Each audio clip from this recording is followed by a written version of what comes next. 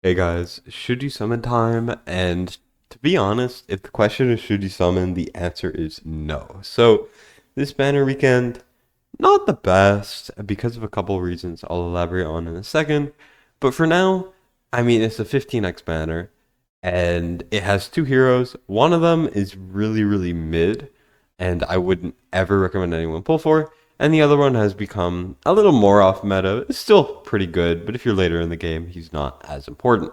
So to start off, I'm just gonna go through the basic stuff. This will probably be a bit quicker.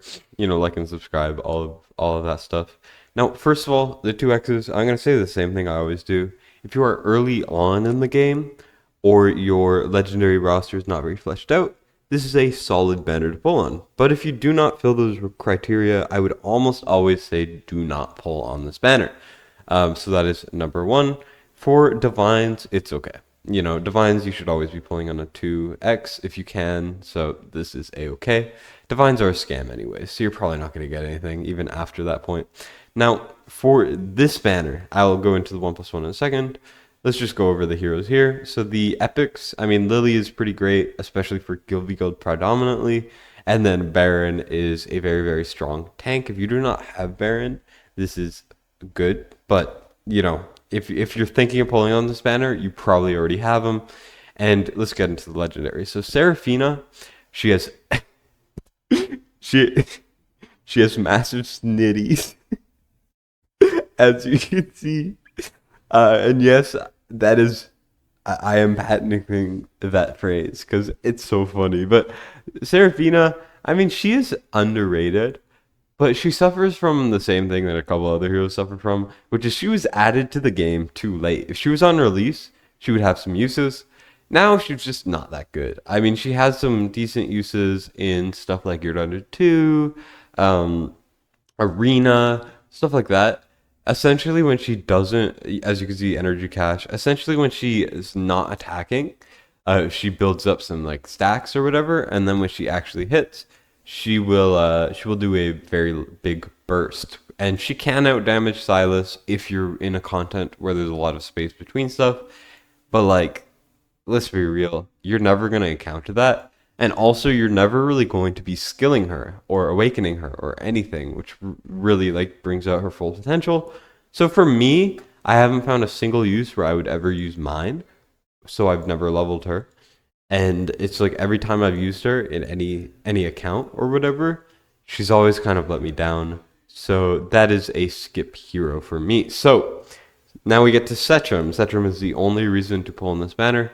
I'm really kind of divided because Setram, if you guys didn't know, is one of the very few normal banner heroes I'm missing that I actually want. Like, sure, I want Magda or Hars or whatever, but they're not like things I really want. What I really want is Setram, Nyx, Comet, and Ajax. Those are the things I want, and I have not been able to nail down Setram in my entire almost year of playing. I've been getting, oh wow, tomorrow's my 1 year anniversary. Anyways, I haven't really been able to pull him, and I've been looking for him for so long because if you didn't know, he has some of the highest BP in the game, but he's even getting power creeped there because there's a lot of new heroes. I mean, Bubba when he comes out, when the update stuff goes through, like a year from now, it won't be a year, but you get the idea. Whenever that goes through, Bubba will be higher, Ma will be higher. You'll need Setram's exclusive to compete, and even then, it's like is it really worth it outside of like really hyper Guild accounts? Not really. Setram though, Setram is pretty good. I will say he is pretty useless without his ult. When his ult activates, he has probably the highest or the largest range out of any DPS in the game, if you don't count something like Idril's ult. He's really good. He does additional damage to shields.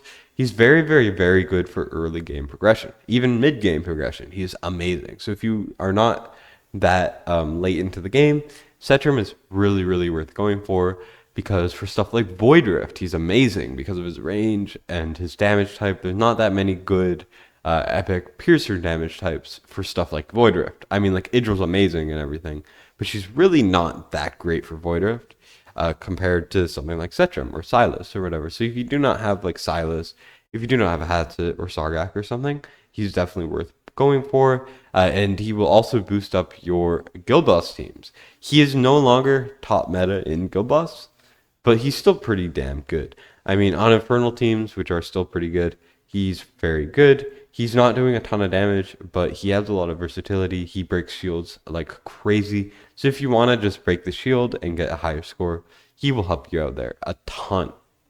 So that is Setram. He's also, for you don't know, for Infernal Trials. For Faction Trials, I haven't done it yet because I haven't really put energy into it. But Infernal, there's three ways to do it. One is Twin Fiend plus Zillitu. Two is Sulcanance, just in general. And three is Setram. So if you do not have Twin Fiend and Zillitu, or even Pyros and Zillitu, or you don't have Sulcanance, you will need him for Infernal Trials. I would say, I don't know if there's a way to do it with like Micah, for example. Maybe there is. But for easier clears, where you don't need really good gear, Setram is essential. So that's another use for him. But outside of that, he's not really that important to go for, right? So for me, I think this is, if you are earlier in the game, if you haven't beaten all 21s, like he's really good for Grade 3 if you don't have Silas, or technically Liam's better, but you know, that's whatever. There's a lot of uses for him, especially earlier on. Later on, he gets power crept and stops being very good.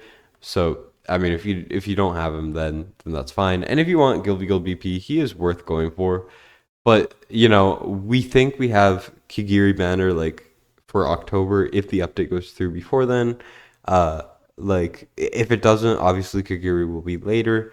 But it definitely seems like they're 100% ready to go with it. I mean, Forerunner has been getting updates frequently because Forerunner is not capped by Apple because it is purely on Android devices or emulators, which are basically just Android devices 2.0. And, you know, as soon as the update goes live, everything will be ready. We're going to get Bubba, we're going to get Tallulah, we're going to get, I think first, before those though, we are going to get Xeris Numera, and then we're going to be getting all of that stuff later. So you really want to be ready for that. We just had Lust, Silas banners. I would say this is a pretty easy skip for me. I know it just kind of gave a couple reasons why you might want to pull. As much as Setram is good, and I did go at this as we don't know what's next, because realistically we don't. We don't know how long this is going to take. I've kind of accepted that it's going to take pretty long.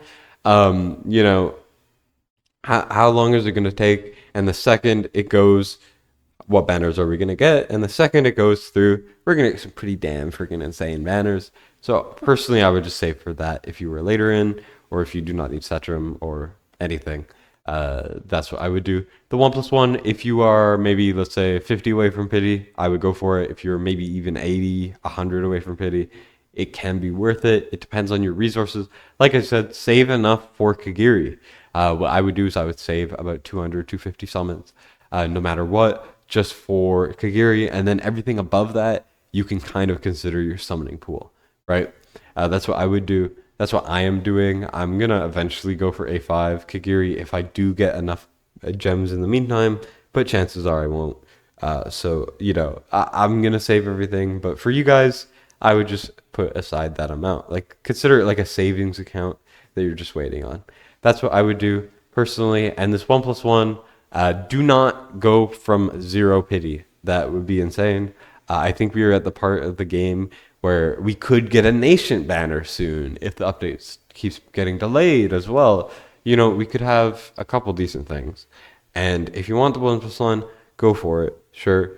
I do not know what will be next, but like there could be a lot of things, right? So just keep your eye out on that. Do whatever your heart desires.